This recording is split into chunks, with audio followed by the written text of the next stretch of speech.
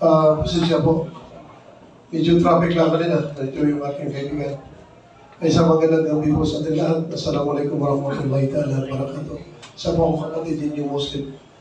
Ito po, nagkita-kita tayo. Mga pare-pareho tayo ng idea. Ito, matagal kayo magkaibigan. Bakit ginagawa po natin ito?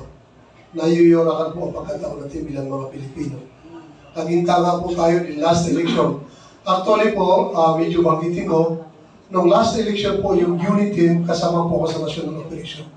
Nakasama ko yan, si Bato, si Gatchalian, at si Secretary sa DIG kasi magkakaibigan kami.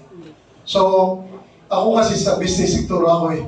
Kumulan din yung pamilya namin, kilala po kami na talagang naninindigan po bilang isang Pilipino, hindi isang Muslim. Kung si Presidente, kilala niya ako ng BBL, isa po ako sa nag-investigate kasi nagtrabaho din po tayo sa Malacanang. Ngayon, ang nakikita po natin, naloko na po tayo.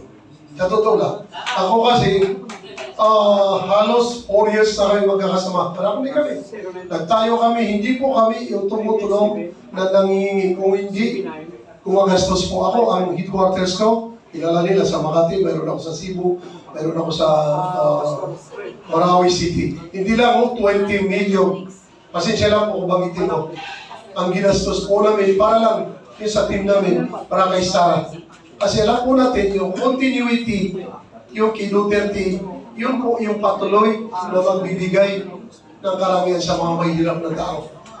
Alam po natin na yung iba kumukontra dahil marami siyang nasagasaan, mga sindikato, mga walang hiya tao, itong mga elitista, kung sino man, yung mga mayayaman. Tingnan po natin kung ano mga nangyari ngayon. Abuse of the authority, lahat na din dyan. Ang presidente po natin ay hindi po elected ngayon. Siguro filosofi binabanggit ko ngayon. Ang presidente po sa ngayon ay hindi po elected. Siguro, alam niyo na to. Dahil ang presidente, civilian, yung asawa niya. Ibig sabihin, inaabuso nila lang ang batas. Kahit paano po nakaintindihan ko, nila pinag-aralan ko po sa abogasiya. So ang sa akin, sama-sama po tayo. Huwag po tayo matulog. Para sa amin po bilang ako ang President ng Muslim Filipinos para sa pagbabago, matagal na po kami hindi pumapayag na nasisira po ang batas at yung mga karapatan ng mga mahirap na tao.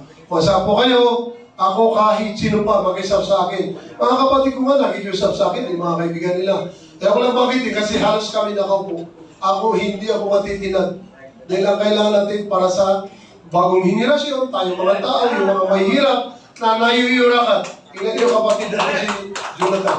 Buhay nga niya, pamilya niya, nilaan niya. Pero muntik pa siya vaccinated din sa mga walang iya nasa gobyerno.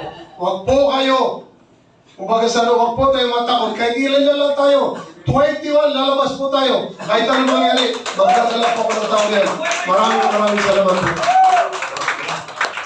Maraming salamat, Tito Dato Bong. At ngayon naman po, okay, ibigay muna po natin kay Atty. Trixie. Sandali lang po. Kasi kanina pa ako nagsasalita. Pangalawa ko na po ito. Maghingi lang ako ng patugyot dahil kailangan ko na. May isa pa po akong appointment for this meeting. So magpapaalam ako. Maraming salamat po na you had me here today. Thank you very much.